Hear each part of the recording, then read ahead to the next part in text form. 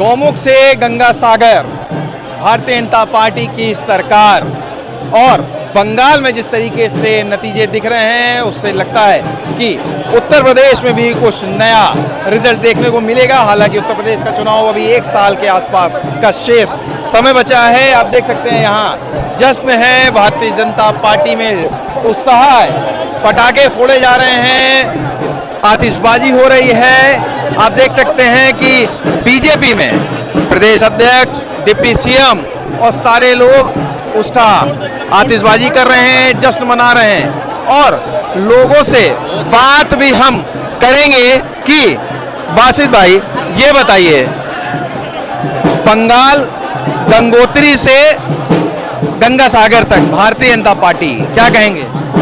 देखिए, पंडित श्यामा प्रसाद मुखर्जी और दीनदयाल जी ने जिसकी शुरुआत की थी, आज सही मायने में मोदी जी के नेतृत्व में हमने वो अचीवमेंट पाया है। और महिला शक्ति ने जिस तरह से विपक्ष को मुंहतोड़ जवाब दिया है, जिस तरह से उन्होंने बिल को नकारा था और महिलाओं का अपमान किया था, उसका जवाब दिया है। युवा, नौजवान, कामगार और अल्पसंख्यक सभी ने मिलकर के सबका साथ, सबका विकास, सबके विश्वास के नारे पर मोहर लगाई है और फिर से भारतीय जनता पार्टी की लहर है, सुनामी है, ये देश को बताने का काम किया है। मतलब बांग्लादेशियों का एक मुद्दा रहा बंगाल में, खासकर कि जब सरकार आएगी बांग्लादेशियों को बाहर भेजा जाएगा, ये कितना कारगर और कितना कामगर साबित हुआ है ये मुद्दा आपको लगता है? देखिए, भारतीय जनता पार्टी जब विकास की बात करती है, विकास के सामने जो विपक्ष है वो तरह तरह के मुद्दे लेकर के आता है।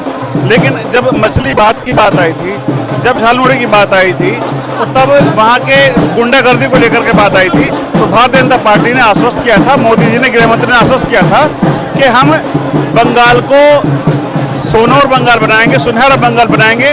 और उसी तरह की राजनीति आज देश चाहता है कि सबका साथ, सबका विकास के साथ देश आगे बढ़े। तो आपने सुना बासित अली को, जिनका मानना है कि बंगाल को सुनार बांग्ला बना के रहेंगे। हम और भी कार्यकर्ताओं से यहाँ बात करेंगे कि उनका क्या मानना है, किस तरीके से इस जीत को देख रहे हैं। क्या नाम है आपका? मेरा नाम उमर साहब है, मैं मंडल अध्यक्ष हूँ अल्पसंख्यक मोर्चा। अच्छा, ये बताइए कि ये जो जीत है कैसी देख रहे हैं? ये जीत बंगाल के लिए एक नया उदय है। बंगाल जब कल उठेगा तो एक नया सवेरा बंगाल के लिए होगा। माननीय प्रधानमंत्री जी को धन्यवाद देना चाहता हूँ कि दीदी की उत्पीड़न रहित सरकार से बंगाल को मुक्त कराया और ये सरकार हमारी हर वर्ग, हर जात के लिए न्याय करेगी, उनके लिए काम करेगी। और जो आज चल रहा था विशेष वर्ग के लिए, उस विशेष वर्ग के लिए आज कोई भी काम ऐसा नहीं है कि नहीं होगा। सबके लिए सबका साथ, सबका विकास, सबका विश्वास, सबका प्रयास। तो हम और भी कार्यकर्ताओं से बात करेंगे, नेताओं से बात करेंगे कि उनका क्या मानना है। क्योंकि बंगाल, आप देखिए कि ये ब्रजेश पाठक जी डिप्टी सीएम जो आतिशबाजी कर रहे हैं और बीजेपी जो कि इस बार प्रचंड बहुमत के साथ बंगाल में जीत रही है, इससे ये पता चलता है कि हमारे साथ संजय चौधरी जी हैं। संजय जी, पूरा झालमुड़ी का पूरा आनंद ले रहे हैं आप। आज का दिन ही है बंगाल के खान पान का मजा लेने के लिए, आज है ही बंगाल की संस्कृति से रूबरू होने के लिए। और आज का दिन है कि बंगाल के अंदर जो विनाश हुआ है उसको विकास में परिवर्तित करने के लिए। और झालमुड़ी मोदी जी ने खाकर वहां का परिदृश्य बदला है और उत्तर प्रदेश में भी फिर से एक बार योगी सरकार का आगाज आज। नहीं तो झालमुड़ी के वीडियो के व्यूज बहुत हुए थे, करोड़ों में गए, वोट भी लाखों में आ गए। बिल्कुल, करोड़ों में व्यूज गए तो करोड़ों में हमें वोट भी मिला है और इसी का धन्यवाद करने के लिए हम सब मिलकर झालमुड़ी खा रहे हैं और आप भी खाइए। ये देखिए झालमुड़ी, भाजपा के नेता हैं, झालमुड़ी पे हैं, झालमुड़ी बन रही है और झालमुड़ी खा रहे हैं। और ये देखिए झालमुड़ी। लेकिन अखिलेश यादव, अब अगला चुनाव है उत्तर प्रदेश का, देखिए ये झालमुड़ी उनको बहुत तीखी लगने वाली है। वो जहां जहां भी गए, वो महाराष्ट्र में गए तो उद्धव साहब, वो हरियाणा में गए तो हुड्डा साहब, दिल्ली में गए तो केजरीवाल साहब, बिहार में गए तो तेजस्वी साहब और बंगाल में गए तो ममता साहब। तो इसीलिए जानिए कि अगले वाले चुनाव में अखिलेश यादव भी बिल्कुल साफ होने वाले हैं। तो आप देखिए कि अगला जो चुनाव है वो है उत्तर प्रदेश का। और बीजेपी का मानना है कि उत्तर प्रदेश में भी जिस तरीके से भारतीय जनता पार्टी ने आज चुनाव में प्रचंड बहुमत हासिल किया है, आने वाले चुनाव में भी वो बहुमत के साथ सरकार बनाएगी। भाजपा नेता तरुणकांत जी भी हमारे साथ हैं, इस पे भी चर्चा करेंगे इनसे कि गंगा के सारे ज्यादातर राज्यों में भारतीय जनता पार्टी ने परचम फहराया हुआ है। गंगोत्री गौमुख से गंगा सागर तक का मामला जम गया है, क्या कहेंगे? भारतीय जनता पार्टी देश के सभी जनमानस का मन जीत रही है, दिल जीत रही है, इसीलिए चुनाव जीत रही है। देश के किसी भी हिस्से में जहां भारतीय जनता पार्टी चुनाव लड़ेगी, बंगाल के परिणाम में सिर्फ ये हो रहा था कि मतदाता मत नहीं डाल पा रहा था, सिर्फ इसके नाते भाजपा वहां नहीं जीत पा रही थी। इससे पहले वहां गुंडई की राजनीति, उस पॉलिटिक्स के नाते जब चुनाव आयोग सख्त हुआ, परिणाम ऐसा हुआ कि सारे लोग मत डालना शुरू कर दिए। परिणाम सामने आपके हैं।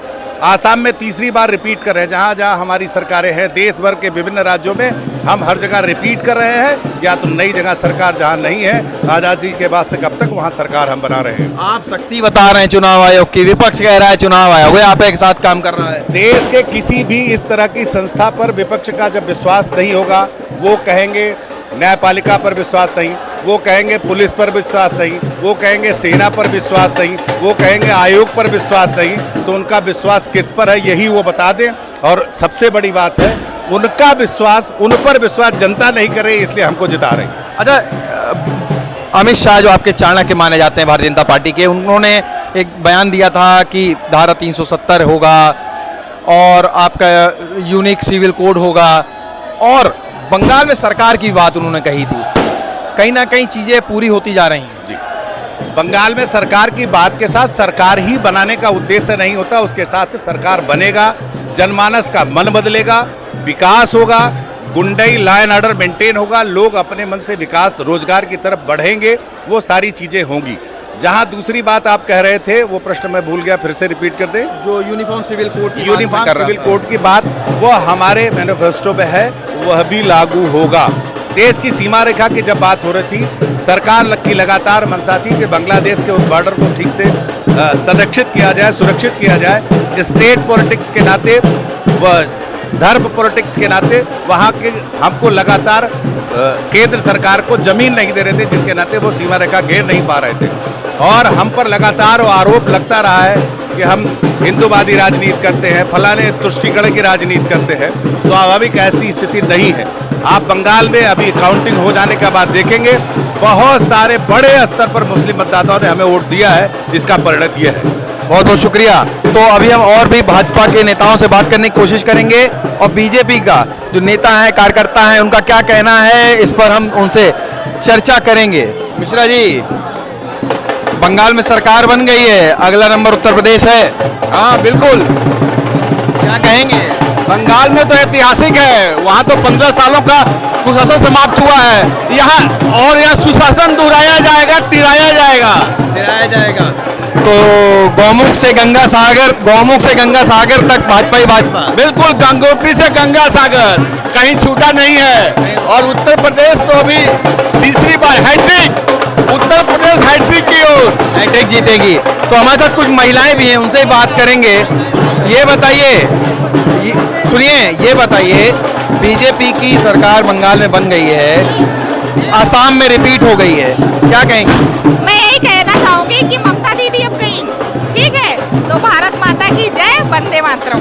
तो गंगोत्री से गंगा सागर भारतीय जनता पार्टी। जी, भारतीय जनता पार्टी। ठीक है। तो आपने सुना, जो भारतीय जनता पार्टी के नेता हैं, कार्यकर्ता हैं, उनका मानना है कि बंगाल हो या बाकी राज्य, वहाँ वो जीत ही रहे हैं। उत्तर प्रदेश में भी वो प्रचंड बहुमत से जीतेंगे, और बंगाल की जीत के बाद ये कहा जा सकता है कि गंगोत्री से गंगा सागर तक भारतीय जनता पार्टी ने अपना परचम फहरा दिया है।